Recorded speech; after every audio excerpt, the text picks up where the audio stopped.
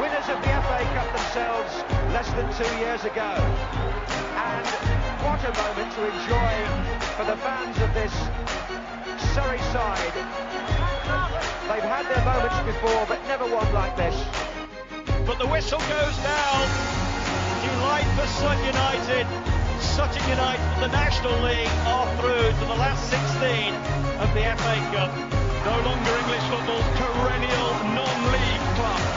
A 123-year crescendo reaches a new peak for Sutton United, who are promoted to the Football League for the first time. Ooh, how'd you like the new intro? It's only draft at the moment, but I couldn't wait to share it with you guys. I've got someone working on it, make it a little bit better even. Yeah, I think it's going to be a good one. So I best say hi. How are you? And welcome to another episode of Sutton United Talk Time on Podcast, Sutton Podcast. Quite a long one this week. Some good guests who are quite chatty, so you might want to do it in a couple of stages. But we have got Mark Frake and Bruce Elliott, the chairman, and a guy called Nigel Adley, who's a Tranmere fan. Hello, and my first guest this evening is Mark Frake, who's a long-time Sutton fan and historian of the club. Obviously been busy at the moment, but before we get into that, Mark, if you wouldn't mind telling me, who are you? Good evening. I'm Mark Frake, and I'm the unofficial club historian. I've been watching Sutton getting on for 3 years now, actually coming up soon. That's about it, really. I don't know what else you want to know. If anyone bothered listening to Sutton for you knows who I am. So, and I shouldn't think anyone else cares that much. So, yeah. So yeah, you're home and away support. Home and away. Been following many years.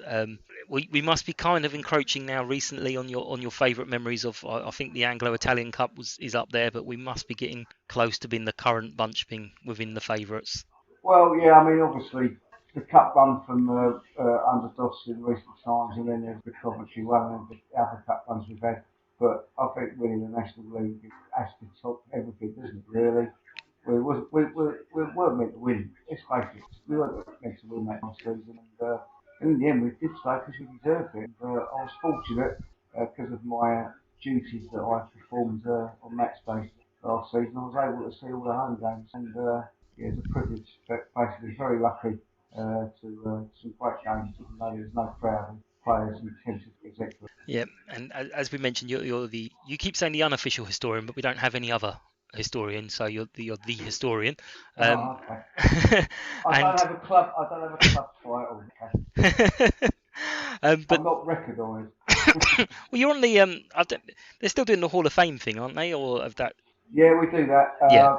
That was postponed last year because of COVID. Mm-hmm. Although Dave did try and revive it for last season, but I must admit it's gone a bit on standby because of everything else that's going on. Yeah. The more important things. Yeah. Sort out at the moment. Absolutely. So we're going to kind of briefly talk a bit about the start of this season, and the reason I wanted yourself on is obviously with a club with 120 odd years of history, there's not really an awful lot to update every now and then. You've mentioned the FA Cup run, and we had a brilliant finish of third a season or so after that. And so those kind of things updated your records, and then everything pretty much had to be updating records because for a short spell everything we did was the first of the first. Yeah, well, it was first league game, first league goal, first goal in the Football League Cup. Then our first away goal, our first away point, our first win, all that sort of stuff. All very little bits of history, really, but, they all come in the first few weeks as you would hope they would, in the first season in the new competition.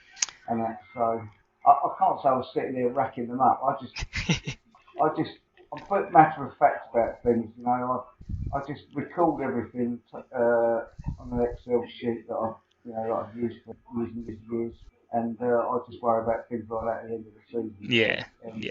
I'd like to pretend it because I'm very much. I made a conscious decision not to be like that with the football because I knew I'd get obsessed. But lots of other stats, I am literally poring over them. So I did make a big decision about football to kind of go, no, let's try and separate that from my OCD, because I can't be getting into that, because I would be really strange. I'll be able to say to you, all right, that's the first time we scored in the 39th minute since.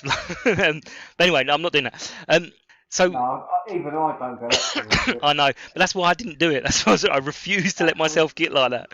I think that sort of stuff really is more for your analysts who are looking to see when a team might be weaker or stronger, Yeah, or, all yeah, that sort of stuff. yeah. If I was starting on my football journey now, that's probably a route I would definitely go down to, because I could be involved in football, because that kind of stuff I'm good at. But so obviously we went into the season with a bit of trepidation, because we didn't know what was going on. We already felt National League, we were kind of punching above our weight anyway, and then suddenly it's a whole new level. But in those first few games, even though it didn't go for us or results wise, were you worried, or were you kind of taking joy from the performances? To be honest, I didn't know what to expect from football. I mean, at Barnet, at the end of the last season, which I confess I was at. I wasn't the only Sutton fan there that day, let's be fair. But Rob Milson was chatting to Sol, the SGSC guy, Hmm. and he was, well, they were in front of us, just saying it's a bit of a step up, and that you can expect, and that he reckoned we'd be all right. And Rob Milson, for that long so far, we have been all right.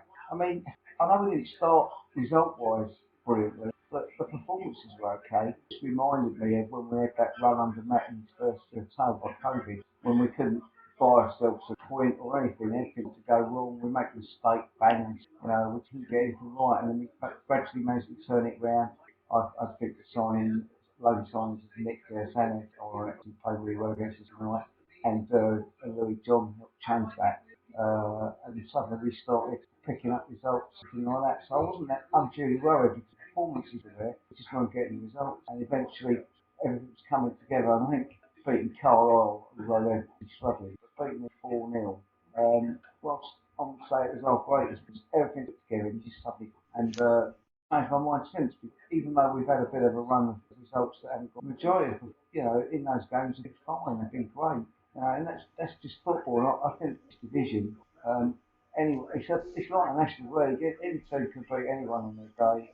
Maybe even the exception of Scunthorpe at the moment, even they've playing recently. But everyone seems to be able to beat anyone today, and that's the same as them. So, but it is a step up in quality, and that's. Yeah, no, we were definitely getting punished for silly things. There was some game management, which they thankfully seem to have picked up quite quickly. But against Oldham, you could see the almost realization we're about to get our first win here, and then panic kind of set in, and they dropped back, and we had those 2 goals in the last minute or two. But yeah, I was really strange going into the start of the season, because it was the first time for a long time that I was knowing we would be comfortable. Kind of normally I'm one of the very first to go, no, 50 points. But this year I was like, well, we've kept bulk of the team, we've improved it in places. Teams that have come down have tended to struggle, and teams that went up tended not to so much. So I kind of was fairly quietly confident. But we had, as you mentioned, a nice good run. We had the old man Dundo coming on to shore us up for our first win for his Football League debut, which was obviously lovely. Fantastic. Yeah, and I think Paul got his face just as he crossed the line, and it was just a wonderful picture with his face grinning from ear to ear. It was like, there's hope for us all yet. But there's no hope for me in that respect, mate. There never was any, I promise you. But we done all right. I mean, I think the only game that worried quite a few of us was the first sort of half hour or so of Swindon.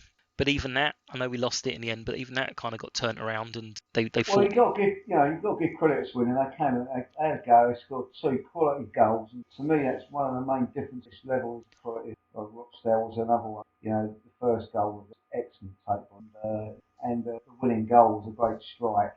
And that was didn't close the ball down quickly, and it was a corner with pace, and he hit it low as well. It was a really good strike.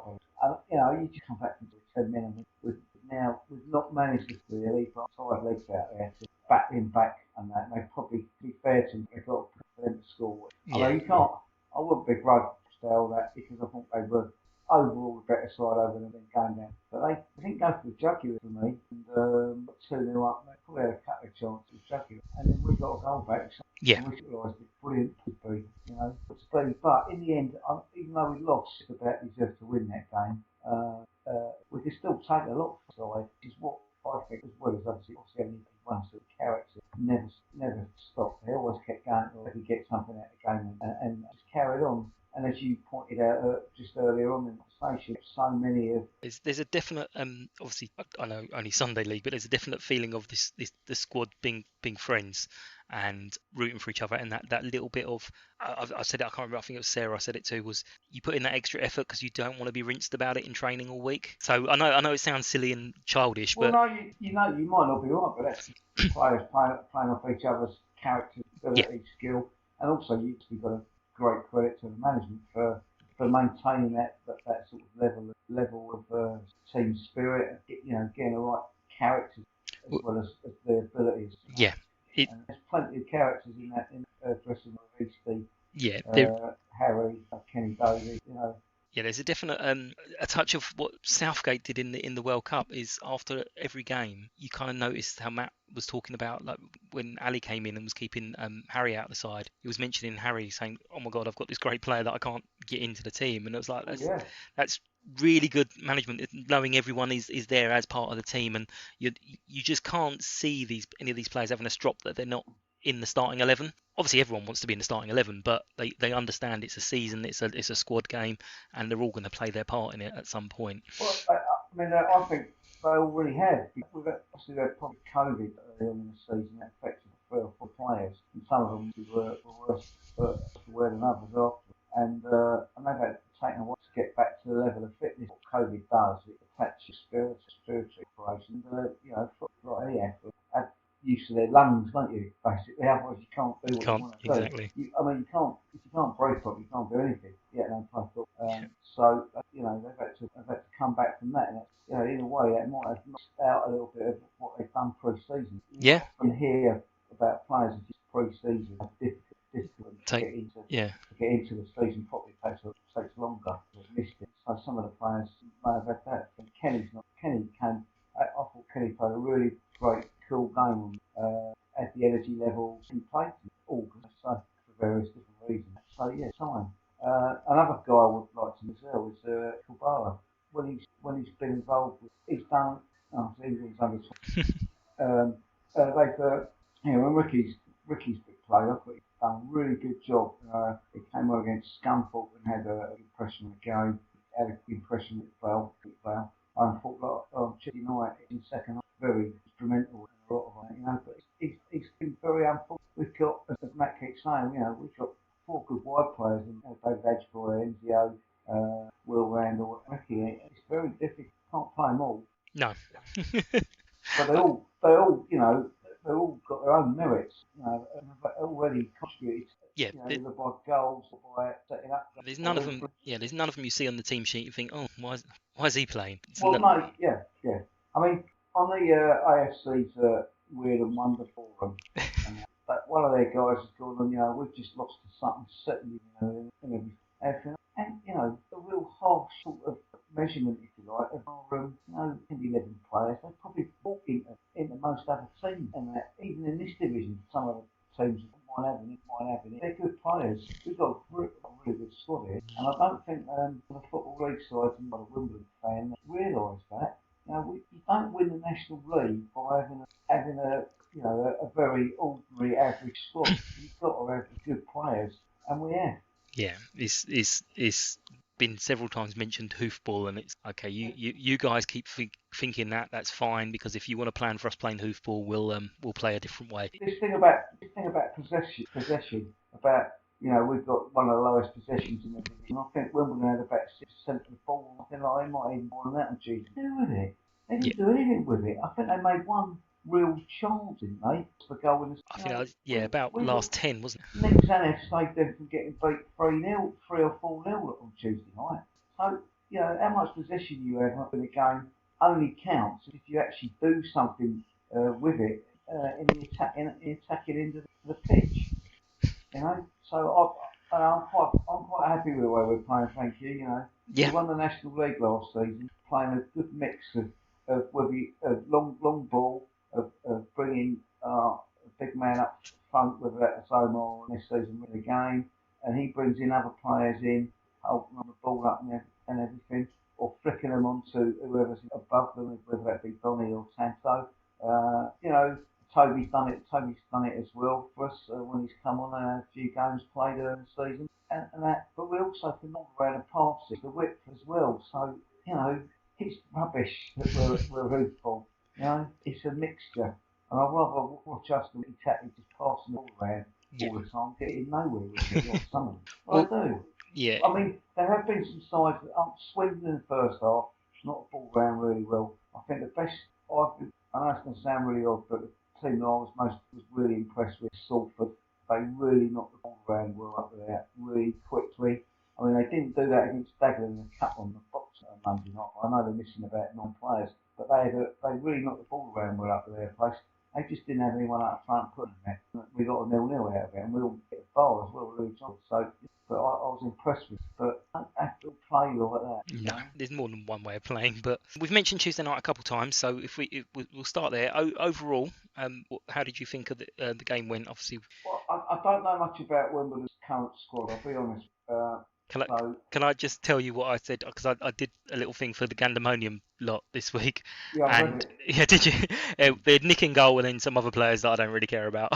So much the same as yourself. Well, you might care, but I just didn't know any of them. I don't know how strong it was. I mean, if you're going on their shirt numbers, none of them were like number 40 or anything like that. You know, and there's a lot of low numbers, but I don't know whether that means that he's been captain. So it doesn't mean too much. But you know, the League One outfit, Portsmouth were a League One outfit. I know they had they played a different set of players to what they might do in the league. Not all of it, but some of it, because you have to still pick so many players anyway. You Hmm. can't just and that. So you know, we've beaten 2 League One sides, and I don't care who they put out. In that, their squads should be stronger than ours because they're higher, and they've proved Yeah, and that on both occasions. I mean, Portsmouth game was up to Rab actually scored 2 goals in the better side. I keep saying it anymore. We have got Magpies put together the best squad of players this football club has ever had, without a doubt. And I've seen some outstanding football teams play for Sutton, yeah, absolutely outstanding. But this squad of players is easily the best. You yeah. know, It's because they can adapt and play, they can pass, they're fit, they're athletes, they're competitors, they don't give up, they keep going, they'll go, you know, statement, I think, look, we're all fail, you know, I think mhm. that's about the only game they've lost in 2 months, I think they've lost them. Yeah, yeah, no, So, you know, yeah, no. those sort of It's players, well managed, yeah. coach them well, they literally do what, and imagine what they're doing, you know, you can't. No, you We can't. can't do anything but continue to praise them. And I think one of the things that's been outstanding that I am really surprised at is the size of the crowds. That is, I yeah, mean, I'm standing outside doing my car park queue for about 3 or 4 hours, and the build-up is slow at first, but suddenly sea of people yeah, coming through the game through Nottingham. And obviously, hopefully, I think a few more reduce the car park, the recreation ground need to set up because it makes things bloody safe. But I normally do. That's my favourite one because yeah, that's right. That's perfect for me because I used to hate having to walk all the way around through the park, yeah, and now I'm right there. I was, you know, I understand why so many people are coming in the game of Green Lane. It would be nice if a few Yeah. more than this one. What we need is But we need to get permission to put the club shop on Collingwood on the wreck, and then we can have our club shop there, and then everyone will use the side entrance. I don't know how safe it would be there though. You know, we got CCTV in the car park. I don't think Yeah. it goes out in direct. And what about the Hayes and Yedding match? What were your thoughts there? That was a totally Well, different animal, wasn't it? that was it. Don't care what the game was like, just win it. Because I mean, I've harped on about around the planet. I remember 1986, and when we played what was just Yedding in, and that same venue, the same venue, except they built a bigger stand. It's the same ground, basically. What used to be known as Warren, it's exactly the same place. Someone reckon they've moved the pitch about, so it doesn't make it built in a stand. Which is a really good stand, he said. Wish we had some seating like that, something fantastic. But yeah, I was just glad that we won the game. I thought we defended pretty well. They knocked the ball around. I can see why they do. So League South side, they're not Southern Prem, and I think COVID with them progressing a bit. If we're their back, they would be playing a higher level. Yeah. But in the end, it was a one piece of class finishes or something about before the finishes. And that it looked good at the time, and still on the TV, one of them brilliantly holds the ball up, gets away from his man, rolls the perfect pass. But the first time hit, the curl on it with that amount of pace on, really good goal. I mean, he doesn't score loads of goals, but he won't mind. Outstanding. You know, he really does score very, very good goals.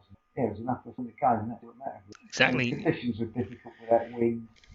It took me by surprise, that one. It was quite cold, and I was like, hang on, it's not supposed to be freezing. But yeah, no, it's meant to be 14 degrees. I think it was 14 degrees, but there was that coming straight in your face with. But yeah, no, it was definitely a job done, and the draw, we obviously have to just wait a little bit to see. Although apparently Oxford fans are fairly convinced we'll be playing Bristol Rovers, but we'll see if it's Oxford or Bristol Rovers away. I think it's just, because it would have been nice to get a home draw, and obviously. Either that or Buxton away, and not because of Buxton, we're going to thrash Buxton or anything, just been a nice place to go, I think.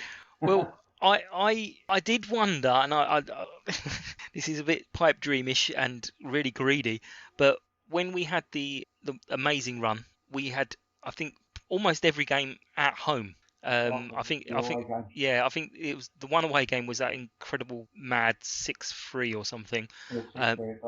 Yeah. So I'm then looking at this, we're drawn away again. I'm like, I wonder, can we go on another lovely run and just have everything away this time instead? So we'll see. But it's a funny thing for us though, isn't it? We used to be in the non-league underdogs, and we get a League Two side, and we're like, yeah, isn't it marvellous? But now it's like, we're kind of in this strange, we just can't be really too excited about a second round. I don't know about. I mean, no, it probably isn't the same, to be honest. From non-league club, it is expected, and not all league club, but it's still important. You win, it's money for winning the round, but more important, picking up, anything. You could end up getting Arsenal away this time, and club the size of us. Yeah. I mean, we're a football league club, but still, we're a non-league football league club. Have we really changed that much from last season? I know we've had to for certain reasons in terms of how match days go and that, because you have to do things at the level that the league require. But I'd like to think we're the same football club as we were last season and the season before that, and blah blah. Yeah, no, definitely. I think we are. Yeah, we just have to do things a little bit differently. Like the overnight stays from the players and like that. You've got to do that to give yourself a chance. So what I'm going to just do there is, while we're still talking about last week, is I will ask you in a second, and thinking about it or got any plans of your good, bad and ugly for the week. I suspect I know one of them, but I'll give you a couple seconds for your good, bad and ugly.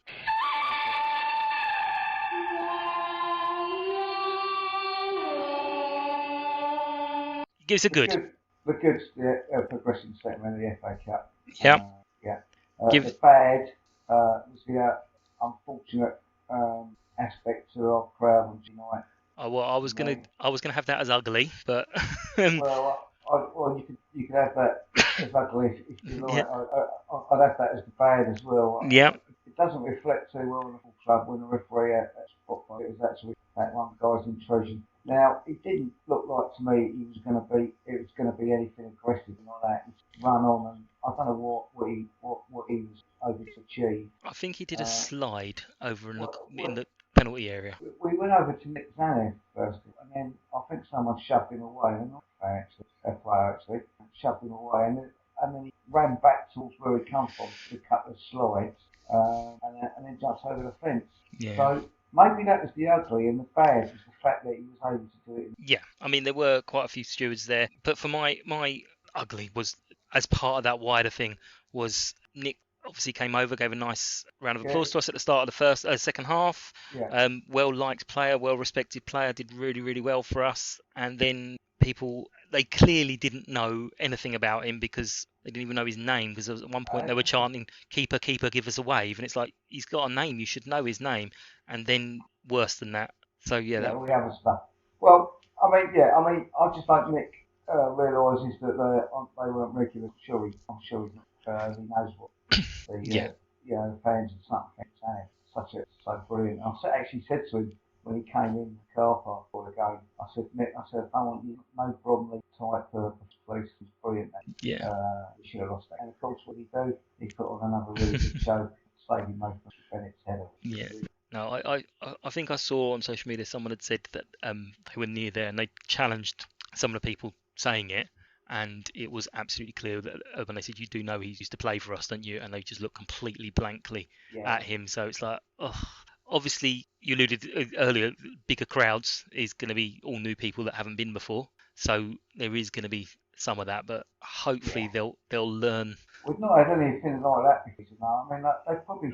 It was a cheap one, wasn't it? It's only, I think it's £1 for under 16 or whatever it was to get in. Gone for the £6. It's all for cheap. There's nothing else going on around. Yeah, it was cheap. It was a localish match, so it was a bit of a chance to come and be the big men. But as you say, hopefully Nick realises, everyone realises what's something.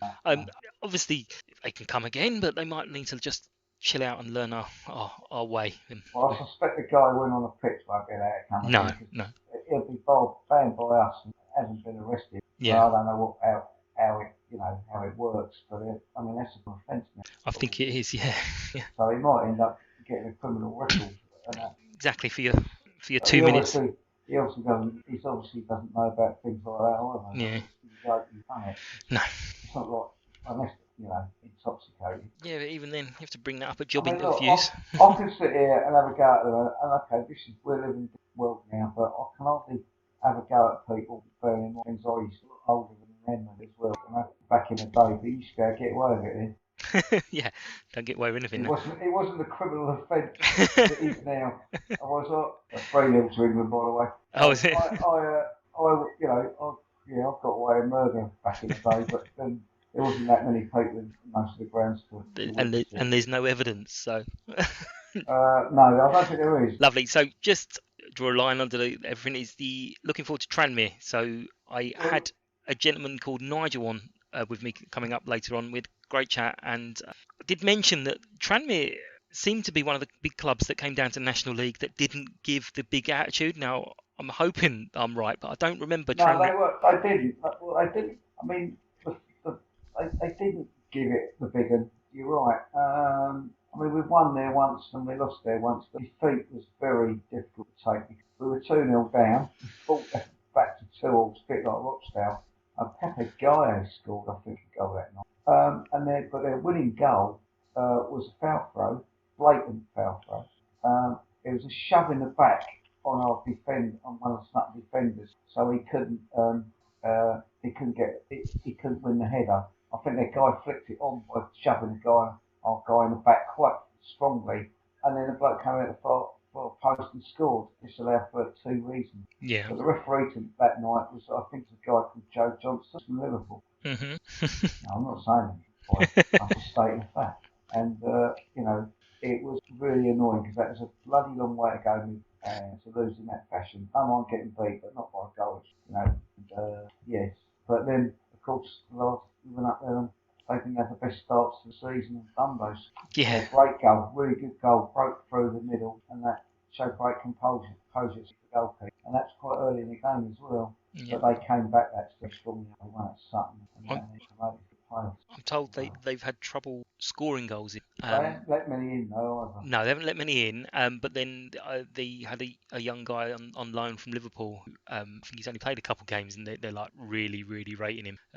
Young German chap, I can't his name now, but apparently he's one that we need to look out for. Why would they get someone coming into form just before they play us? But never mind, we can cope with it. Well, at that stage of the season, I didn't think they were allowed to sign anyone through the season. It might be that they had him and he's only just sort of... I don't know the exact... I thought the only players who were allowed to sign during the season were players who didn't have a club, they run attack. Right. No, it might be that they had him then and they've only just brought him in or something, but there's a good possibility I got completely the wrong end of the stick. So. But I was told to watch out for him. He seems to come... I think he scored a couple the other night in the Papa John's as well, the same night. Oh, right, okay. Yeah. It's going to be a tough game, They're all tough at this level. Yeah. I mean, I'll go away from home, and if we get a point, I'll chuck. Yeah. We get a point. Yeah, beautiful. Well, what we'll do is we'll leave it there. We'll look forward to Saturday. Thank you very much for the chat again. You're becoming the same as other people, a regular, so don't be surprised if I send you one of those other lovely messages. You'll have to pretend to be busy or something. Oh, yeah, that's okay. I don't mind rambling on for Beautiful. quite as long as the SU respects. No, yeah, I saw that.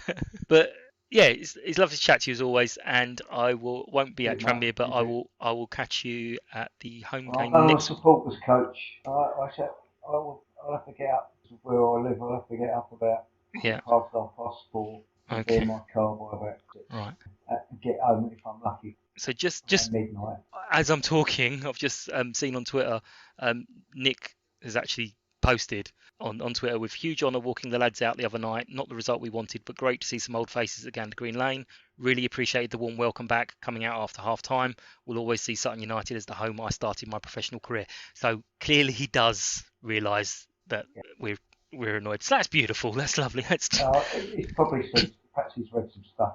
I would hope so. Yeah, I think he did like the one I said about a nice touch from him. Good. Yeah, excellent. It was. Yeah. Good guy. Yeah, excellent. Good luck to him. Yeah, perfect. All right, take care, Mark. I'll see you in a week or so. Okay. All right, thanks a lot. Take care. Bye. Cheers, thanks. Cheers. Bye. I'm sure that some of you was hoping that I'd actually forgotten about this, but don't worry, never fear. I have Pub of the Week coming up.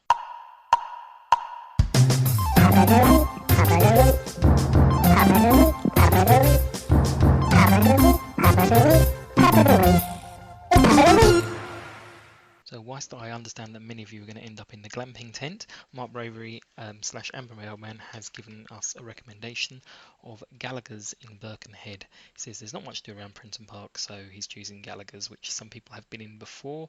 It's 20 Chester Street. It's close to the ferry terminal and the Birkenhead Hamilton Square station. There's a good choice of beers and ciders. There's lunches, and it's lots of military memorabilia. Was established by a former Irish Guardsman, and there used to be a barber shop on the premises, although that closed a few years ago. So that's Gallagher's for those of you who aren't going straight to the beer drinking glamping tent, and that's Pub of the Week. Right, and joining me now is a man I'm going to introduce, but shouldn't need an introduction to anyone, so we will skip the who are you portion of this, because anyone who doesn't know who you are shouldn't really be supporting the club. It's Mr. Chairman himself. Hi Bruce, how are you? Very well, thank you. Bearing under considerable strain.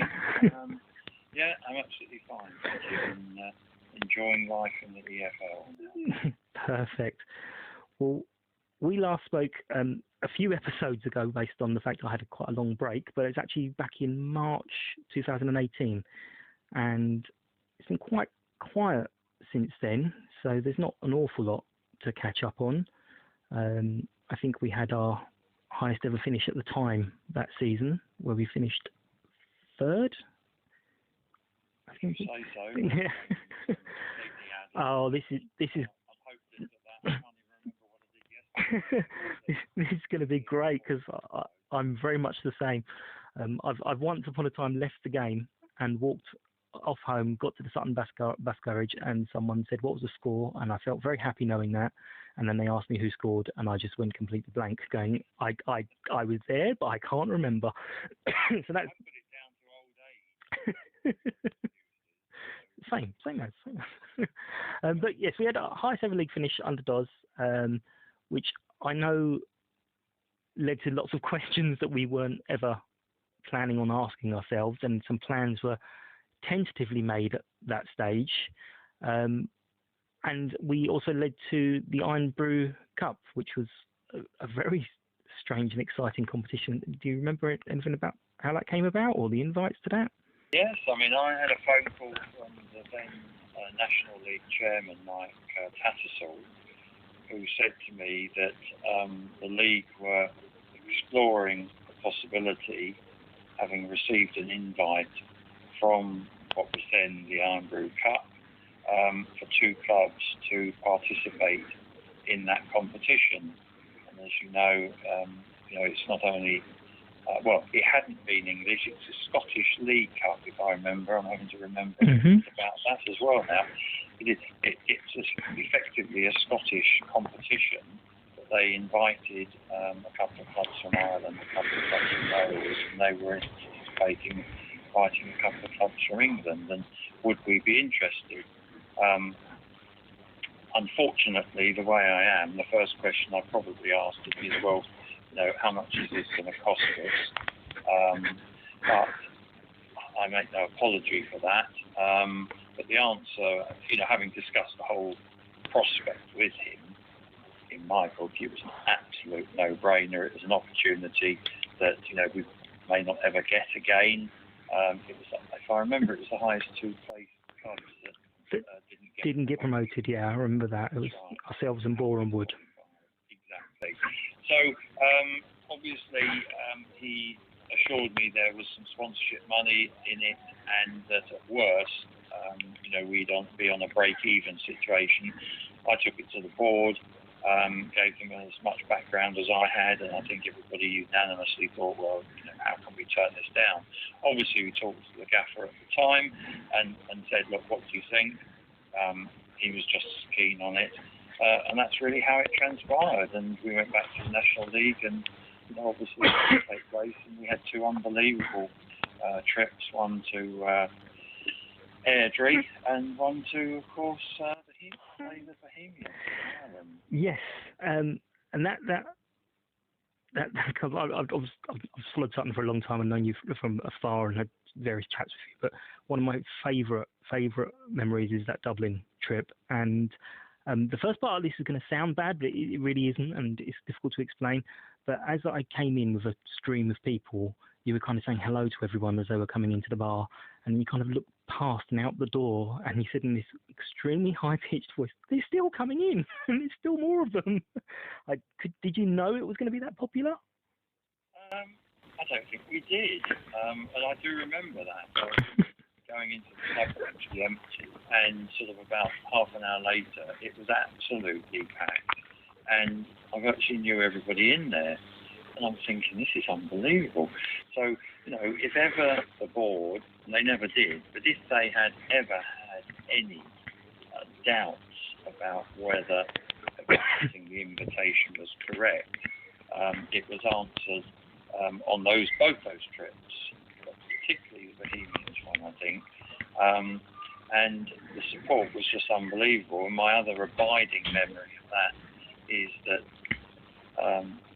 just before the game, when the teams came out, you just looked at the bank of Sutton supporters making such a noise, and how proud are we all of that?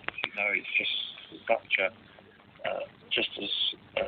surreal moment in a way. They travelled all that way, for a game to support their club, and I suppose it's all part of the journey we've been on since Doz first joined us as manager, and we kept saying, well, we're on this train ride and we're clinging on sometimes for dear life, and that was all part of that journey. But the Scotland trip was just as memorable because the hospitality that we had on that day in Scotland, including their magnificent chairman who led singing in the boardroom. Now, I'd like to point out that singing is not one of my strong points, therefore I did not sort of try and beat him because he'd done it before and he would probably have done it again. But, it was just one of those moments you just think, both clubs presented each other with souvenirs of the occasion, and then he broke into song and led everybody in the boardroom to have a sing-song. And it was, again, just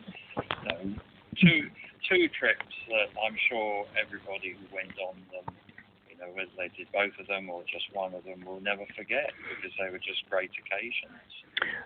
Yeah, absolutely. And the one about Dublin in particular was I knew. Well, there's no one here to correct either of us, so I can say what I like. We were playing Leyton Orient around that time. I remember that. I think it must have been beforehand, and we brought, I think, possibly more to Dublin than we had to Leyton Orient, just over the other side of London, which was just an extremely strange thing of people coming on a plane in the morning and going home straight after the match.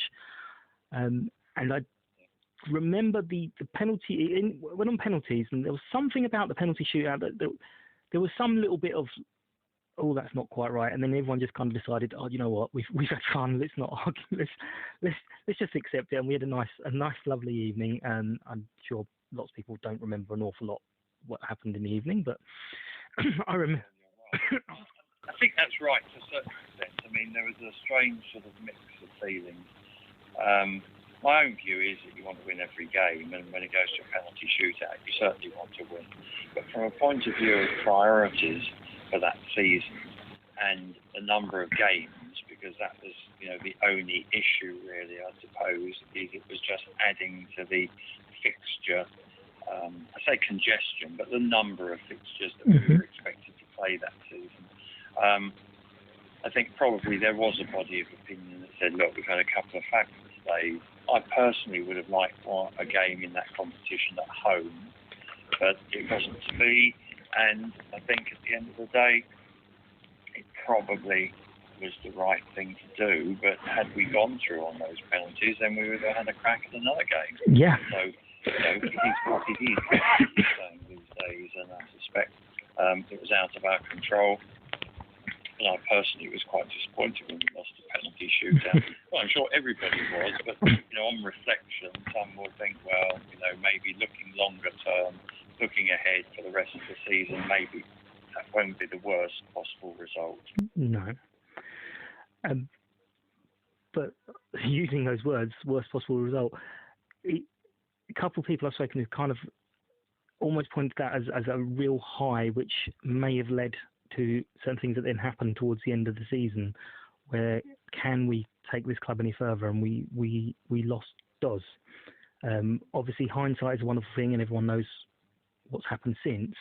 But trying to think back, that must have been a bit of a shock and a blow. Obviously, don't want to give away any private conversations, but can you remember any sort of how you were feeling at the time? It came in two hits, really, didn't it? I mean, Doz decided that the travelling had been a bit much, and he got all sorts of family issues, etc., and wanted to take a break. And I think that was a genuine situation from his point of view. But as we all know, that break turned into something a bit more permanent. And of course, I should also always remember the phone call I had from him, and his opening words were, Bruce, this is the most difficult phone call I've ever had to make. And him stepping down and deciding that he couldn't come back after his self-enforced break, but obviously decided that there was just too much else going on, and the travelling really got to him. And I think at the end of the day, that was his decision, and we had to respect it. What was going through my mind at the time was, oh my goodness, what are we going to do now? How do we follow that? Yeah, because Doz was not only the manager that he was and had brought us all the successes on the pitch, but irrespective of what he said when we originally interviewed him, or as my famous story goes, he interviewed us, which everybody who knows Doz would sort of understand that that's a distinct possibility as to how it actually happened. But his prime aim in joining us, having been at Eastleigh, was he was too near to Eastleigh. Every time there was a problem with a tap in the toilet, they shouted at him, and he went down and sorted it out. And he didn't want to involve himself in off-the-pitch stuff. Of course, Doz being Doz, he couldn't stop himself. And that was gratefully received as well, because his enthusiasm and passion, just shone through, didn't it? Everywhere he went, and he just encouraged people around him. And did the club need a little bit of a boost like that? I suspect, in our heart of hearts, it probably did. But it's all down to people, isn't it? And if you get the right person involved, then of course, who knows what you can achieve. And the club is the club. And I knew we had such a lot of good people running the club. Many, including myself, who'd been there a long, long time. And I thought, well, I think they deserve a bit better than we've had over the previous few years, when a until Dosdon joined us. But as you know, football's a strange animal, and you might think you've got the best player, or you might think you've got the best manager, but actually when they cross that white line, only then do you start finding out. But it was the start of a journey which obviously I think an awful lot of people have thoroughly enjoyed, and touch wood at the moment is still going on, albeit under somebody else's management. Yeah. Well, there's a couple of little things in there. I kind of thought that at the time, when obviously the travelling is a nightmare. I think he said it was 2 to 2.5 hours each way, and that's pretty much dead time for your day. So I kind of had this horrible suspicion that once he'd had the break and realised how much of his day he was getting back, he would really not want to come back. I hoped I was wrong and I didn't vocalise it at the time, just in case I put ideas in his head. But I kind of understood it. Then the other thing you were saying about the good people running the club, and you did also mention about the sponsorship with the Iron Brew Cup. I have said on a couple of different things over the years. I used to see comments about the board are just a bunch of accountants and they're bean counters and so on. And I used to always sit there looking, going, why on earth wouldn't you want accountants running your football club? They know what to do with the money. They're not going to put you in trouble. And I actually just mentioned to someone else about all those years where Kingstonian were going for it and spending money left, right and centre. And we were being very sensible and plodding along nicely and making sure we were going to be around in 15, 20 years, and it's absolutely borne fruit. So I'm sure lots and lots of people... Lots of people gave us some stick at that time. Kingston were flying, other local clubs were doing okay, and everybody wants the best for their club. Of course they do. But I don't think anybody who hasn't been involved in what is effectively day-to-day running of a club such as ours would ever understand how much is involved and how much time and effort the volunteers who run the club put into the club. And they did. I thought they deserved better. Luckily they've had their reward with the cup run and what's happening now. And I'm absolutely delighted for them, because they're an unbelievable bunch of people that have just been involved, as I said to you, for so long that it's only what it's only what they deserve, really. But it's all down to what happens on the pitch initially, of course. Yeah. And to sort of just a tiny step back is when you appointed Matt and his start, there was quite a few negative comments from various different places. I would absolutely say this to anyone. I wasn't being negative. I was a tiny bit underwhelmed at the time. I have to absolutely admit it. And I'm sure there's lots of people who's furiously deleting all their social media posts at the time, because it seemed like a very safe option of, oh, well, he's here already, let's just put him on. But what was it that impressed you about Matt? Obviously, you knew a lot more than we did, but what was it that impressed you at the time, if you can remember back? Well, the first thing is, and it's been well publicised, that Doz's recommendation, if we wanted to take it for the next manager, and it's been generally summed up as being probably the hardest job in non-league football was to follow Doz. That's a hard act to follow, isn't it? Mm-hmm. But Doz's recommendation to the board was to give serious consideration to Matt Gray. Now, you say it's a safe option. I'd actually have said that it possibly wasn't, because there were tried and tested managers available or on our radar, but certainly people that we'd seen had done well at other clubs, and we thought, well, that might be a good appointment. But to say that Matt Gray was a safe option, I'm not sure, because yes, he'd been at the club, he'd been there for a few months, he'd been brought in to help with the coaching. You remember, from the period he joined to the end of that season, the results hadn't exactly set the world alight. And he'd never been a manager before. Yes, he'd been a coach, he'd been an assistant manager, but he'd never been a manager before. So I'm not sure I would have called that a safe appointment. But when we interviewed him, it was a no-brainer. You've seen since his appointment how impressive he is in interviews, previous Meet the Managers. He talks a lot of common sense. He knows his football. He's totally committed. And, once you get to know him, yes, he had a rocky patch, which I thought was absolutely disgraceful in some ways. Goodness sake, give somebody a chance. Well, we did, and we stuck with him. And, he's asked me since, did I ever have any doubts about, him continuing as manager after a rocky start, let's put it that way. And, I'll always be honest with people. I said to him, no, not once, because I knew what was going on behind the scenes. It needed a little bit of tweaking.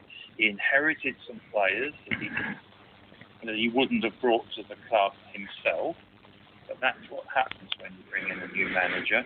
There are inevitably going to be players on contract that you probably wouldn't really want, but you get the best out of till their contract's finished. You then let them go, and in the meantime you bring in your own players, because recruitment is absolutely key. Yeah, I mean, but I never saw that as a safe appointment. I think there was a big risk involved, but if you got to know him and if you'd seen him in the interview when we first went through it all, it was, as I said, a no-brainer.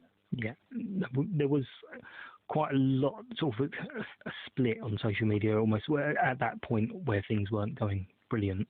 There was a lot of the older heads kind of saying, no, this is Sutton, we don't just get rid of people, the man's going to have a chance, you've just got to get behind him now.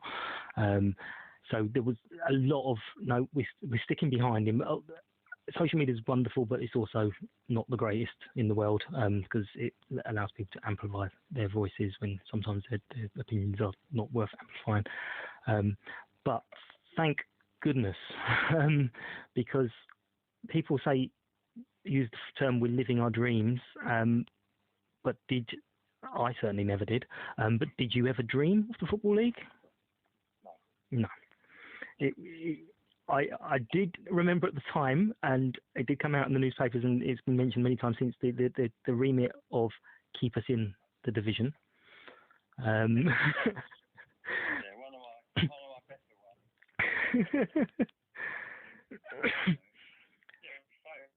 ones. Failed beautifully, not miserably, failed beautifully. Exactly, yeah. Yes, I remember, I think it was on TV after the Hartlepool game, wasn't it? And I think, the question was asked, and I said, well, basically, his brief was to keep us in the division, and he's failed. And people have picked up on that, and he and I have had, lots of laughs about that, and that was just a way of putting it. But, did we ever expect to be a Football League club? No, I don't think so.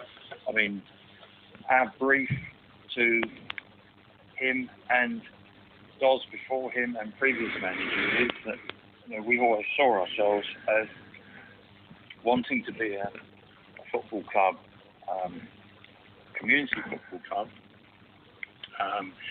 playing at the highest level of non-league football. So, once we got into the National League, even that was, a hell of a league, as we know. What I call some proper football clubs in that. And I think at the end of the day, that was our ambition. But of course, when we laid the 3G pitch, people have said to me about that, and I've said, well, when the rules came in about that, and we decided to go with the 3G pitch, which, I don't think anybody's ever had any doubts, was an absolutely brilliant move for the football club and the community and all the football sides that play under the banner of Sutton United. I don't think we've had any regrets about that. But did we think the rules were going to change just in case we were ever in those promotion places for the Football League? Yes, we did, because there'd been a very close vote at one of the EFL meetings, and I think it was only decided by the chairman's casting vote, which actually went against allowing 3G pitches in the Football League, certainly in Division 2. So we actually thought that the change in the rules for the EFL was probably imminent. And secondly, did we realistically ever think we would be a Football League club? And the answer was no. Yes. And the result of that, of course, is that we have to rip it up. Well, I'm glad you actually mentioned that, because that was on my next note.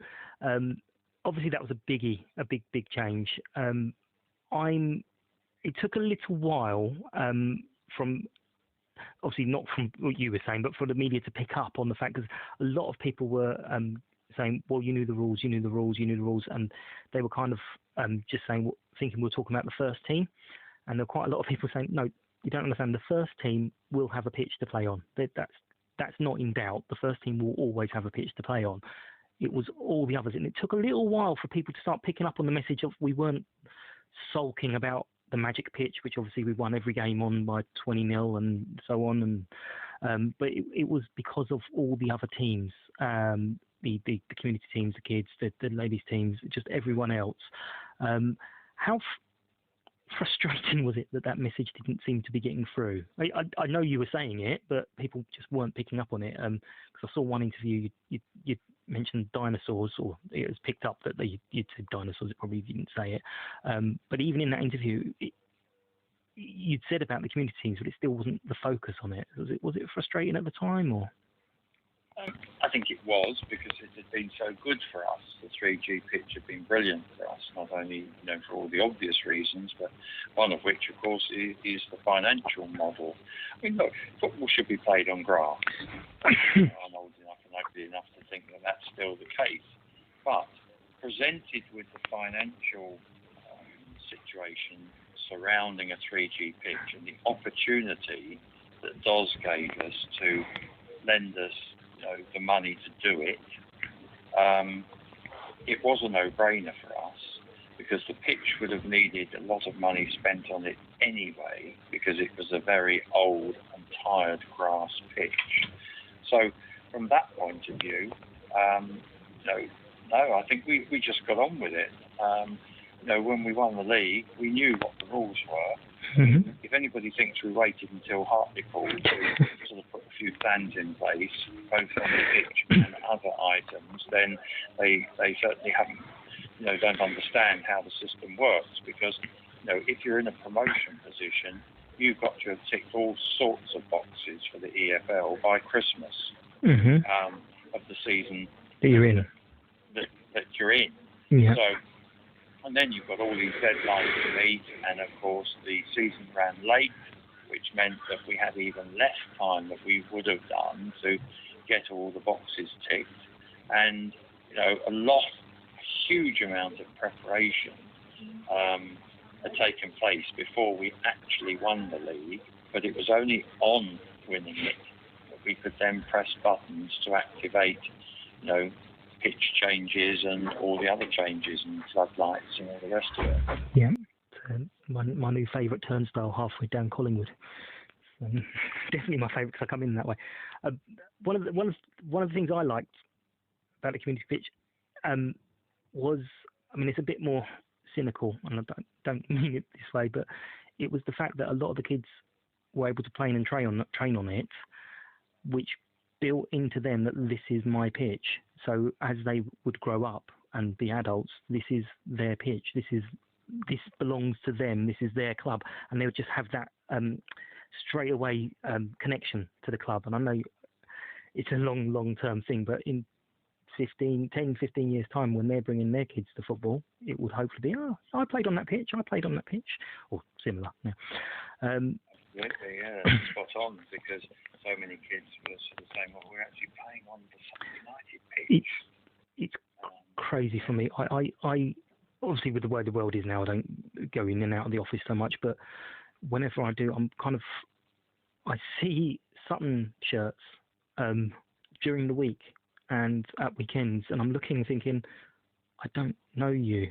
I'm not being rude, but when I a few years ago going to Sutton, like you said about the Dublin trip, you kind of know everyone, but then you're seeing complete strangers walking around wearing a Sutton United top, and you're like, what is going on?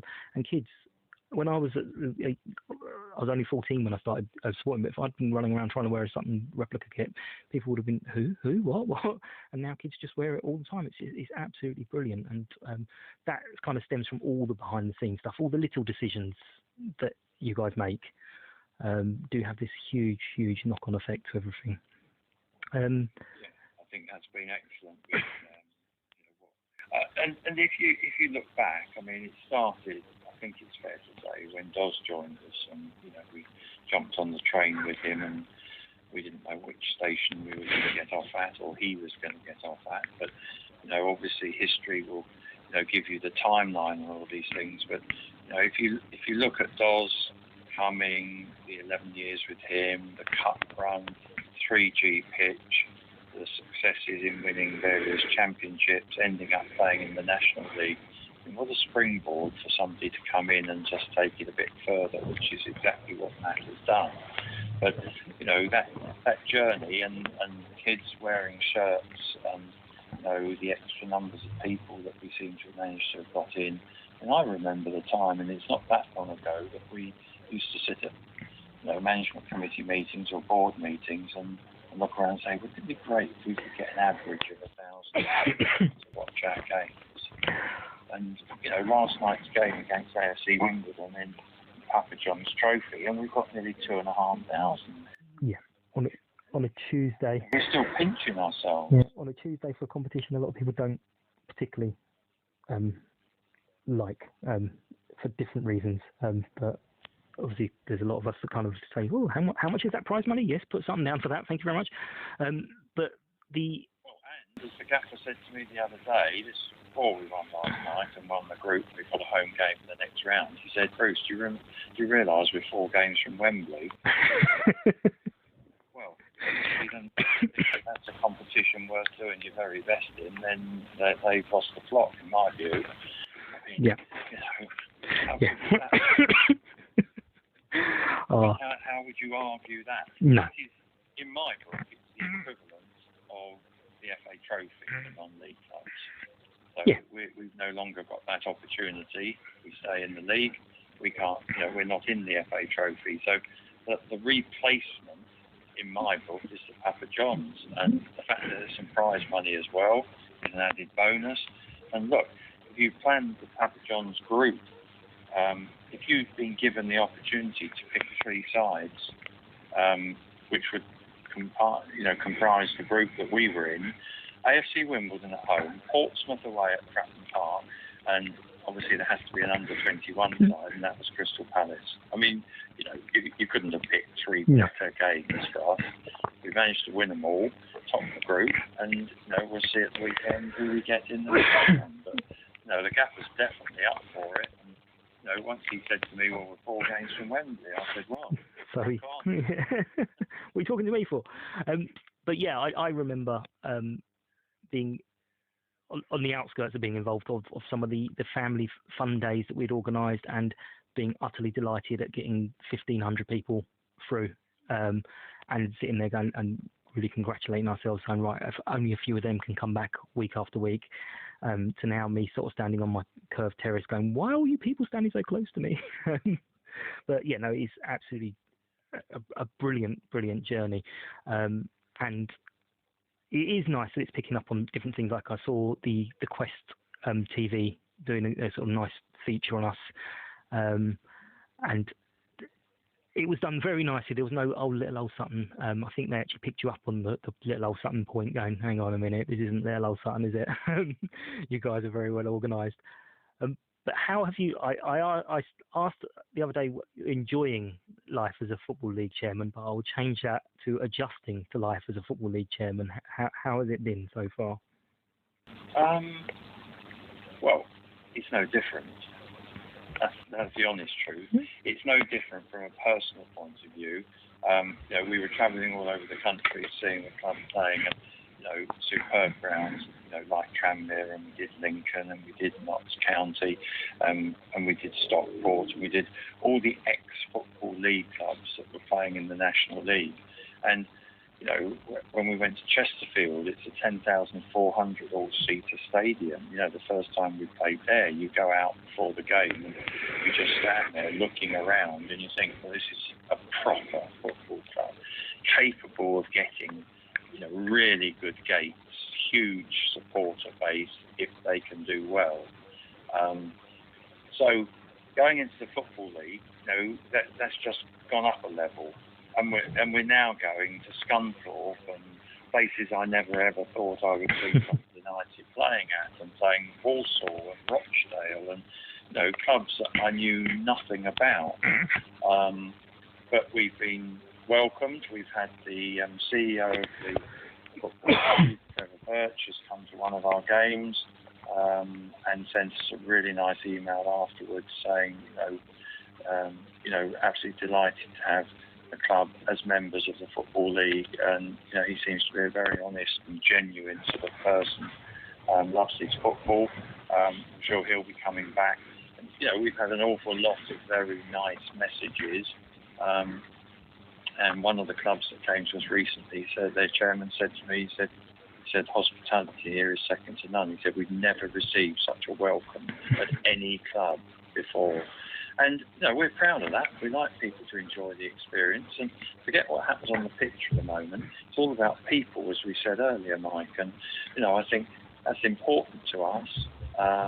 The pre-match lunches, when I stand there, taking the mickey out of loads of people, and they all enjoy it. And somebody said to me one day, well, it's the only reason I come, really. He said, hopefully get a bit of a business from the chairman. Everybody has a bit of a laugh. If it's somebody's birthday, somebody makes a fool of themselves and sings. And you want to try and make it a memorable experience for people. They haven't just come down to a football match. They've come down, they've had a bit of lunch, nice bit of food, a couple of beers, watch the game, welcomed wherever they come from. We've had loads of people trying to make up, doing something because they're visiting all the Football League clubs, and ground hoppers and people like that.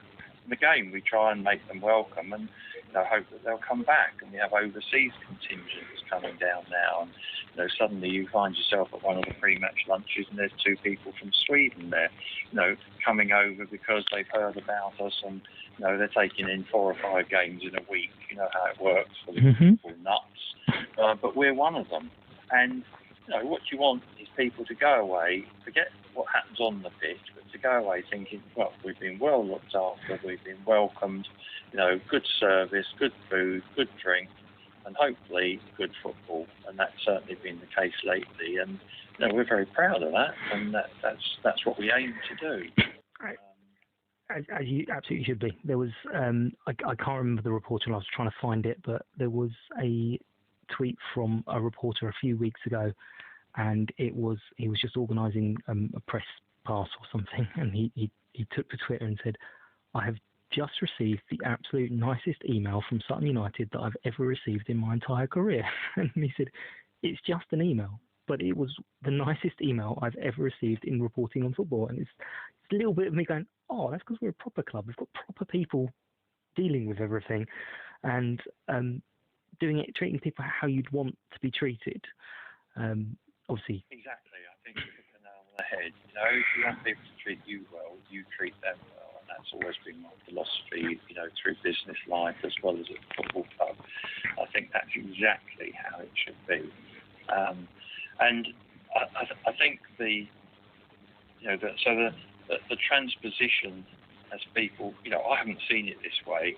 Look, people still want me to be chairman. I've done it for 25 years. What a way to celebrate 25 years of being chairman.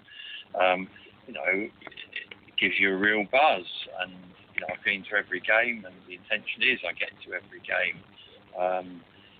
Certainly in the first season, and why would you want to miss a game? There's some of the goals that they're playing, but at the end of the day, what it's all about for me is all those other people who have worked tirelessly, because it has been a huge, huge strain, not only financially for us, but also, in terms of personnel. And, I've likened it to stepping up one level in football terms from National League to Football League, Division 2. But off the pitch, you're stepping up in every area 20 times. It's a huge, huge difference. Experiencing the transfer window for the first time ever. New Football League contracts for every player. There's so many things I can bore you for an hour going through a list, even if I had one in front of me, of all the changes that we've had to make. So we're very, very lucky, and I take my hat off to Vice Chairman Adrian Barry, my best ever signing, Tim Allison, the club and company secretary, Dominic Felton, our ex-player, who's come on board and been absolutely brilliant, and Dave Fairbrother has been involved, and Tony Dolbear, as long as I have. I mean, everybody's just stepped up to the mark, but it's been a huge step up, and the supporters who just come to games, and brilliant though that is, they probably don't realise the half of what has gone on over the summer. And Tim and Adrian lived at the club virtually every day, all day, every day, lurching from one meeting to another. And without all that support and the support of numerous other companies and individuals, we would never have started the season in the EFL. It's been a superhuman effort from a huge number of people, and as I say, I just take the hat off to them all because they've been brilliant. So, excellent. How lucky are we? Brilliant. It's not, like I've said it before, it's not even pinching ourselves time, because it's still bewildering. We're a third of the way through the season, and it's still kind of like, is this real? Are we going to be told it's all a joke? Actually, no. Off you go back to Conference South. Come on, don't be silly. But I will. On that really high point, I will wrap it up, other than to say that you and Matt have organised a Meet the Manager evening for next week, Thursday. Thursday the 18th. Thursday the 18th, and 7 o'clock to 7:30 start. Excellent. Down, have a beer. Don't. The first half will be Matt and Jason, and then I'll join them for the second half, just in case anybody wants to ask anything that isn't football related or team related. But, and don't sit in the front row. And everybody will have to get a good attendance. That's something we've wanted to do. We've tried to do it, leave it so that people are comfortable about coming out now, which they appear to be. Obviously, if somebody's not comfortable about coming, they won't come. It's as simple as that. But hopefully people will feel comfortable in coming down, having a beer, asking a few questions, and listening to the gaffer and Jason, who, as you know, have been it's completely amazing. I mean, there was a little, I think I said it to Jenny when she was on a couple of weeks ago, when Matt was first appointed as coach, I do have to admit there was a little bit of, oh, hang on, it's not Matt Gray that used to play for us. It's a completely different Matt Gray. So, we know who it is now. We absolutely do know who it is. But wonderful. Thank you very much, Bruce. That is absolutely perfect. And I'm sure we will see you at many games, and hopefully see as many people down there on the 18th as possible. Yes, will you be there yourself? I absolutely should be. This stupid cough keeps hanging around, but I should be. But Come say hello. I will do. I will do. Yeah, let's hope it's a good evening and an informative evening, which they have been in the past. And again, something that Doz started, and I think we've carried on, and Matt's very happy to do it, and brings Jason along as well. So they do ever so well together. The Mitchell brothers. Not that I'm a fan of that. But we know who they are. Yeah. Okay. Take care. Thank you. Thank you very much. Take care. Bye-bye. Joining me now, I've got Nigel, who is a fan of Tranmere. Hello, Nigel. How are you? I'm fine, Mike. How are you? I'm very well, thank you very much. Thanks for coming on tonight. Just to introduce yourself to the fans, I want to know a bit about yourself, a bit about your Tranmere history. In essence, who are you? Well, my name's Nigel Adderley. I am a football commentator when I'm not watching Tranmere. I'm commentating more than watching these days due to the football schedule. And I first saw my first Tranmere game in the mid 1970s when I was very young.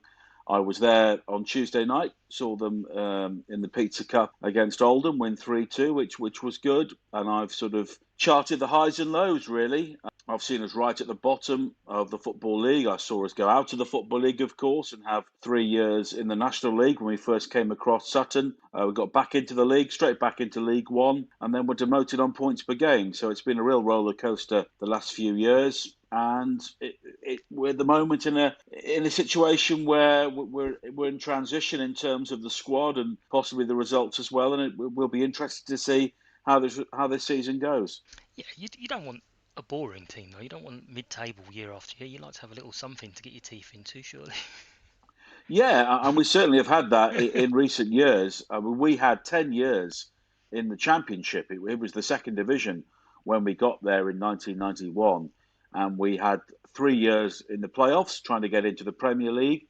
That never happened. We had some great players, Pat Nevin, real heroes at Tranmere, players called Ian Muir, who was our all-time record goal scorer, Jim Steele, Jimmy Harvey, Eric Nixon, the goalkeeper, all absolute legends. And we thought we were going to be around the Championship forever. But of course, things change. The club hit some financial problems and we tumbled down the leagues. Our owners now are great. Mark Palios, who was a former chief executive of the Football Association, played for Tranmere. He played for us for many years. And he's a real steady hand on the tiller now for the football club. And we are heading in the right direction. Of course, we dropped out of the league just after they took over because I think there was so much wrong with the club. We'd been in decline for so long. It was impossible to arrest everything in such a short space of time. And we had to have some very hard yards in the National League. As you know, the National League is a very difficult league to get out of. And particularly if you are a big club like Tranmere are. I think Wrexham are having similar issues at the moment. Notts County and so many other teams over the years drop down into the National League and possibly think, oh, it'll be okay, we'll get back into the Football League very quickly. And it doesn't happen. We had back-to-back promotions, and then we were demoted due to points per game in the pandemic, which was extremely harsh. And in many ways on the field, the club hasn't recovered from that yet. And we find ourselves in League Two. Some of the fans, I think, resent the fact that we're in League Two, and I can entirely understand that. But as a fan of longer standing, I'm just grateful to be in the Football League because 3 years in the National League were pretty hard. Yeah, I mean, from a Sutton perspective, slightly different to a lot of the clubs in the National League, is we were usually worried about getting out of the National League the other direction because it was kind of our pinnacle, and it's where we've always kind of worked to be at the very, very top as a non-league team. So for us, it's kind of really strange and mental, and I know I keep repeating it on this, but it is that we're now in a league club after 120 odd years of being non-league. But you're right about National League, because I remember York came down and dropped through, and Stockport, I know they're back on the up now, but they dropped through as well. So National League is a really difficult league, and I think even Southend, I haven't looked up their results recently, but they tried not to get relegated, saying they were almost too big to get relegated, and they're struggling as well. I know there's calls for it to become like League 3, but I think teams should take the time, take their punishment.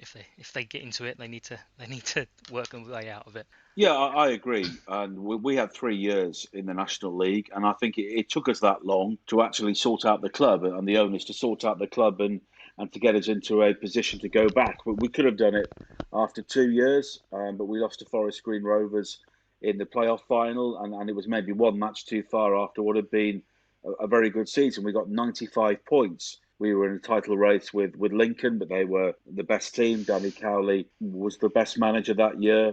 Of course, they got to the FA Cup quarterfinals as well, and it was a real disappointment. And when we did get promotion, we made a terrible start to the season. We thought we weren't going to get promotion. I think one of the turning points was a 3-1 win at Sutton just before Christmas, because the season before we played you live on the television, which I think was the first time we'd ever met on a Saturday lunchtime, and you beat us 1-0, and it was Gary Brabin's final match as manager, because there were some infamous pictures, because the Tranmere fans could walk behind the technical areas, and Gary Brabin was sat in the dugout, which of course was Perspex glass, and the Tranmere fans were abusing him at very close range, and he was sacked on the Monday. Yeah.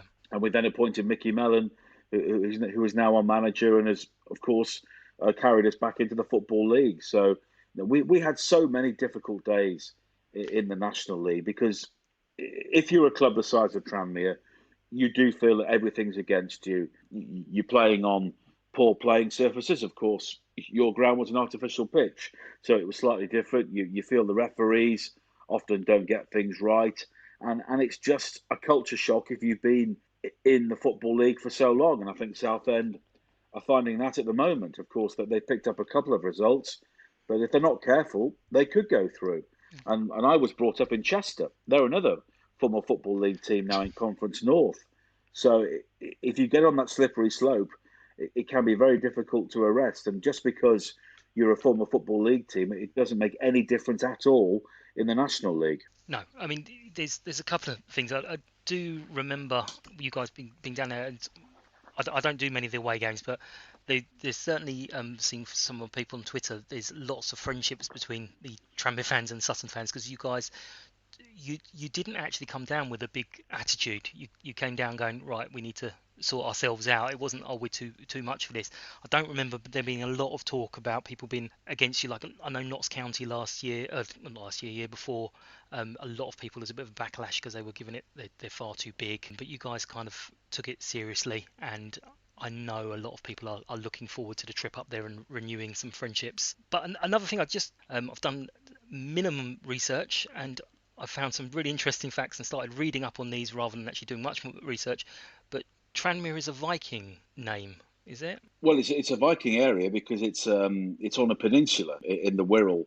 Of course, we're on Merseyside. People always look to Liverpool as the most attractive part of that, and clearly in terms of football, they've got two massive clubs. But we're on the peninsula, surrounded by water on three sides, and from the back of the main stand at Prenton Park, you can clearly look across to the two cathedrals in Liverpool, and then beyond that to North Wales as well. So it's a very panoramic view. I mean, the area we play in, I mean, really we're in Birkenhead, but Prenton and Tranmere is an area which is a relatively small one, but it's just where the club happened to be located. We're on the outskirts of Birkenhead, whereas you are Sutton United and you are associated with the town. Really, the town and the area isn't really reflected in the Tranmere name. And I think that will never change, but I wouldn't be surprised in the longer term to possibly see the club relocate and maybe be closer to the heart of Birkenhead and possibly closer to the heart of the community that they really serve. Lovely. And also, I noticed your badge this year. You've reverted to an older badge. Do you know what the story behind that is? Well, I think that the owner, Mark Palios, and the co-owner, his wife, Nicola, they've always been aware of the tradition of the club, and they actually had a vote this season to design the kit. And the kit that they went for was very close to a kit we had in the early 1990s when we were playing in the Championship. It's actually a kit we wore towards the end of the 90s when we were playing in the second tier and playing very well. And the badge on that was the old badge that we used to have. It's the old club crest, which used to go back to the 1950s and beyond. And it was sort of modernised and minimised over the years. But the club decided to go back to that, and it really does reflect large parts of the area. There's a big liner on the badge because it was to reflect the shipbuilding that used to take place on the River Mersey on the Birkenhead side of the water. And I think it's good because you walk around Prenton Park and there is a real sense of tradition. The owners have got it right. I mean, Mark Palios was somebody who played in the 1970s and 80s, so he's got a real handle on what makes the club tick. And he's somebody who was from that community. And I think that one of the main things they did when they arrived was to try and take the football club back into the community, because I think that had been lost over many years.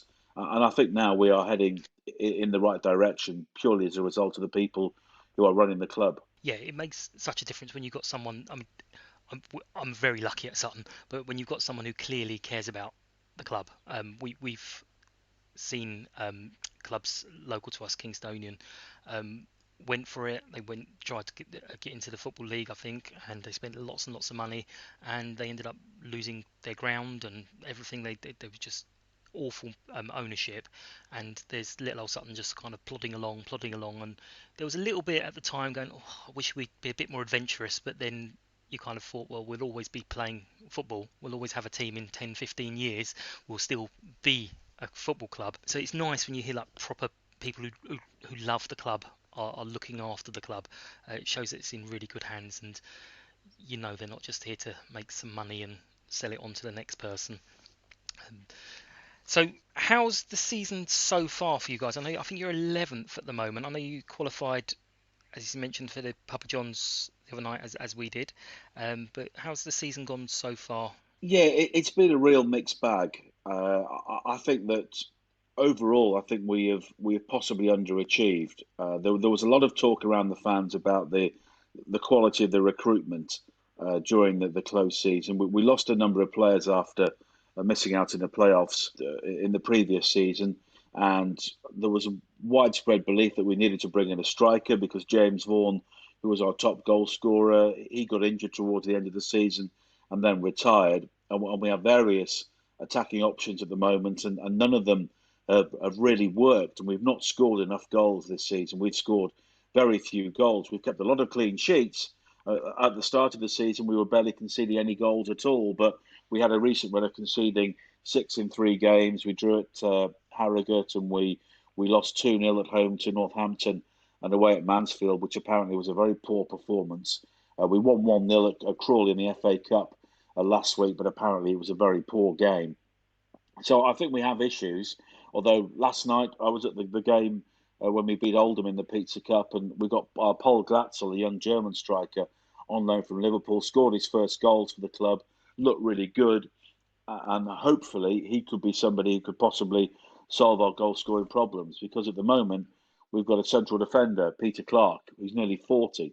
He's our top goal scorer with 3, and we started the season quite slowly, picked up a few wins, and we thought we were heading in the right direction, but we've hit another bump in the road at the moment. Sort of similar start to Sutton in many ways. You had a difficult start with so many away games and went on a very good run. And I know you've won your two most recent games in the Cups, but you've dropped a few points as well. But I think we're both in mid-table at the moment, but it's a very tight league this season. And I know that Forest Green have made a very good start, but they often make a good start and then get reeled in by the rest. So I think it could be a promotion race which will have so many twists and turns between now and the end of the season. Well, yeah, you mentioned Forest Green. We had them in the first game of the season, which strange first couple of games of the season. We had Forest Green and Salford, which suddenly some of the excitement of going into the Football League was like, oh, we've played them very recently. But we lost to a last-minute goal and a really rare goalkeeping mistake, and the guys that went were like, do you know what? If Forest Green are among the promotion favourites, we're going to be absolutely fine because we played them off the park. And I know they've had some great results, and I keep watching it on Quest, which obviously showed small highlights, and I just keep looking at them thinking, well, we've matched them, we went toe-to-toe for them, how comes they're doing so well? But as someone else I read on the forum somewhere said that the wheels are going to come off, but they do tend to slow down towards the latter half of the season, just as you said there as well. What I was going to ask is, you mentioned that obviously you do commentary, and it's proper commentary, it's not like like me doing this podcast. So, well, it's all proper commentary.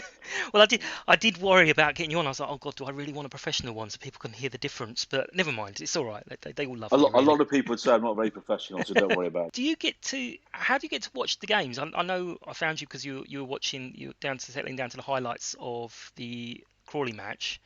Do you get some kind of special feeds, or do you just have to watch it on TV like the rest of us peasants? No. I mean, it's a mixture. I mean, some games you do what they call on site. You go to the games, like I was at AFC Sudbury last Friday night doing the FA Cup tie against Colchester for TalkSport, and we were there, and it was obviously a non-league ground. I mean, they're in the 8th tier, so they're somewhere down below where both Sutton and Tranmere were. Mm-hmm. But they were great. They were fantastic. They gave us a fantastic position to commentate from on a balcony in the clubhouse, overlooking the pitch, and they couldn't have been more helpful.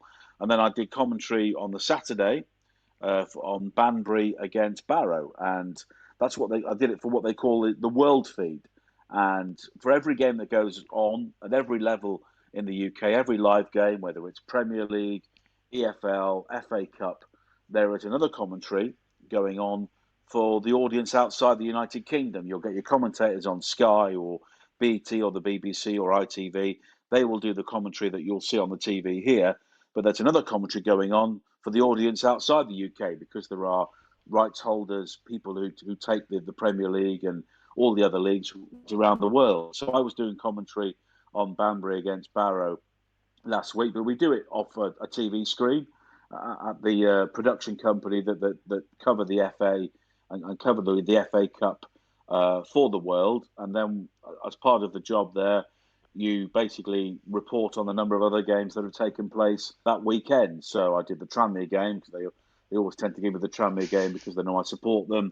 And I did various other games as well. Chesterfield, Southend, which was a really good game. Stevenage against MK Dons. Stevenage played very well considering where they are in the league and where MK Dons are. And I always love the FA Cup first round. I always think it's a brilliant weekend in the season. And obviously you've got the luxury now, or the relative luxury it must feel, of being in the first round without having to qualify. And it does make a massive difference, because when we were non-league, you suddenly think, blimey, FA Cup fourth qualifying round, what's all this about? And 2 of the 3 years we were in non-league, we didn't qualify. We lost out in the fourth qualifying round. But the FA Cup is brilliant, and obviously you have a long history with the FA Cup, and you're one of the most famous giant killers in FA Cup history with what you did against Coventry way back when, and it's terrific. And I think that the FA Cup will always endure, particularly for clubs like Tranmere and Sutton, because we're in the second round now. We've got a terrible draw. We're away to Orient. I'm not sure who did you draw? We got Oxford or Bristol Rovers. A home or away? Away. So, well, that's not great either, is it, really? Because at this stage, you want to be in the third round, don't you? You want the opportunity of playing a Premier League team. Who knows?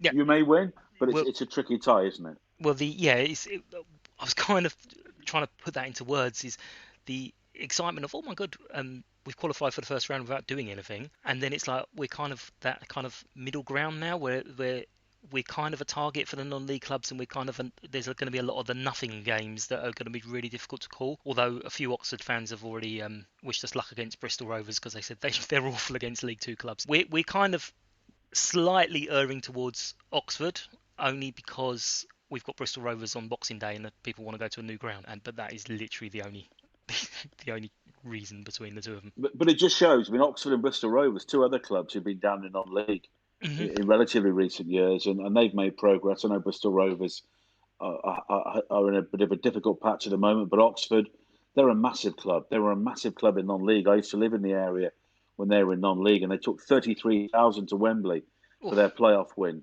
against York, which is incredible, really. And look, you never know. We won at Oxford in the Pizza Cup last season, beat them in the semi-final to qualify for Wembley. So you never know, because you are still an unknown quantity for many people in the Football League. Yeah, I mean, we've got that. I mean, we're really lucky in I know lots of managers do lots and lots of things, but Matt Gray, our manager, does seem to be doing some excellent homework himself and his assistant Jason. They seem to set the guys up for every match. There's only one time really that we've sat watching thinking, yeah, we've been really outplayed here, and that was about the first half an hour or so against Swindon, and Johnny Williams was destroying us, but he shouldn't be playing this level of football anyway. But other than that, every game, even the ones we lost at the beginning of the season, has always been, we could have done that. We could have got away with that. And we were only losing by the odd goal. I think Exeter, we lost 2 goals, but their manager came out and was like, I do not know how on earth I'm talking to you after a win, because we should have lost in the first 70 minutes. But yeah, the FA Cup games, they're one-offs. You never ever know what's going to go on. They're just exciting. And we're quite excited for this Pizza Cup as well, because I know a lot of people don't like the under-23s being involved, but for us it's a brand new competition, so we're all like wide-eyed little kids to everything. Yeah, well, we've won it in the past, and it was great. We won it when it was called the Leather and Daft Trophy in 1990. We got to the final last year, of course, but we couldn't go We Yeah. played Sunderland at Wembley in an empty stadium, which was a complete nonsense. They should have waited for those games to be played maybe in pre-season so people could go and watch them. But but people criticise the competition, and I can understand why, because I'm not a fan of having B teams or under 21 teams in the competition. I think it should be a lower division cup. I don't think they add too much to the competition. You look at so many of the big clubs, their junior teams get absolutely hammered in this competition. We beat Leeds 4-1. Yeah. Port Vale beat Liverpool 5-0 last night. Oof. So I'm not sure what they're getting from playing in this competition. But once you get through this stage and it's knockout, you can suddenly start thinking this could be a game at Wembley, and it would be great.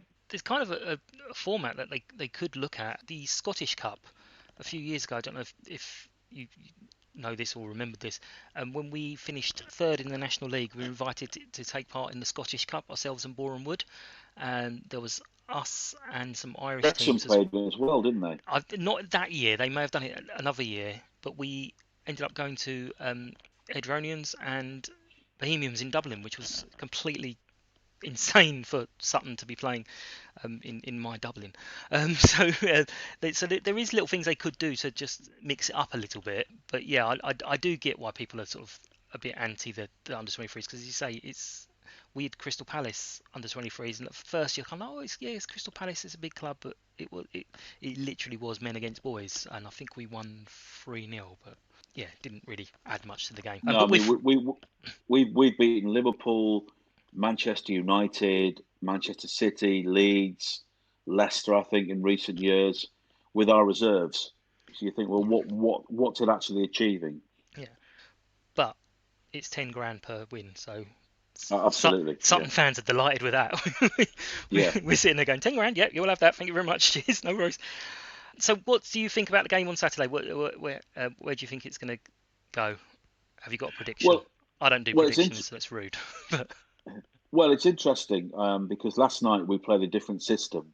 We've been playing one up front, and for much of the season, we've been playing with one striker, a guy called Elliot Nevitt, who is literally learning how to play in the Football League because he played for a team called Warrington Rylands, who I think are in the 9th or 10th tier. He scored a hat-trick at Wembley in the FA Vase final last season when they won that.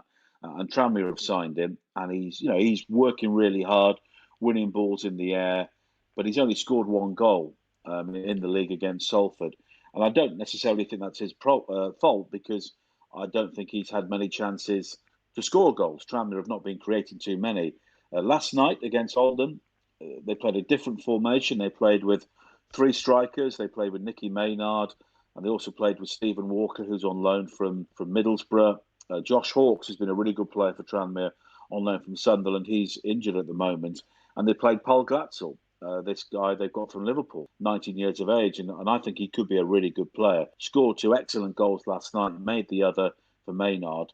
And if Mickey Mellon is bold and plays 2 up front, you could face a very different team to the one that Tranmere have been turning out in recent weeks, when it's not really been working. They've had a few wins, but the goals have dried up. Hawks got injured, and I think they have to try something different. And I think that if Mickey Mellon is bold and plays 2 strikers up front, I'm optimistic we could get 3 points, because we have been pretty strong at home. We've lost twice at home, but won all the others. And we've only picked up, I think, 6 or 7 points away from home so far this season. So I think it'll be an interesting game, because, as you say, playing Tranmere for Sutton is not that exciting, because you played us in recent years, and the same goes for Tranmere as well.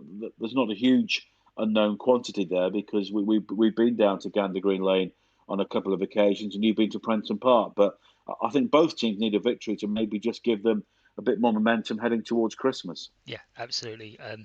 I think it's going to hope. Well, last time I said it's going to be a great game. We played Walsall and it was an awful game. I know we lost. That's not why it was awful, but it was just an awful game. But hopefully it's going to be a good game, and hopefully we both go on to have excellent seasons. I will wrap it up there. Thank you very, very much. You've been really, really wonderful. Some great insight on Tranmere there. Thanks, Mike. Good luck. Thanks a lot. And that wraps up another episode of Sutton United Talk Time on podcast. Thank you as always for listening. Sorry the cough seems to be getting worse, not better. I don't understand that after this many weeks. But still, there we go. The recording levels were a bit all over the place this week, and I didn't really have an awful lot of time to sort it all out. So we've gone on for a little bit longer than normal, and some of it might be a bit difficult. I've tried my very, very best. I do apologise. Thank you to all my guests for their time. It's been really interesting, and they've provided a lot of insight for us. Thanks to Mark, to Bruce, and to Nigel. Hope you have a great weekend, and everyone who's travelling is safe and well and enjoys Tranmere.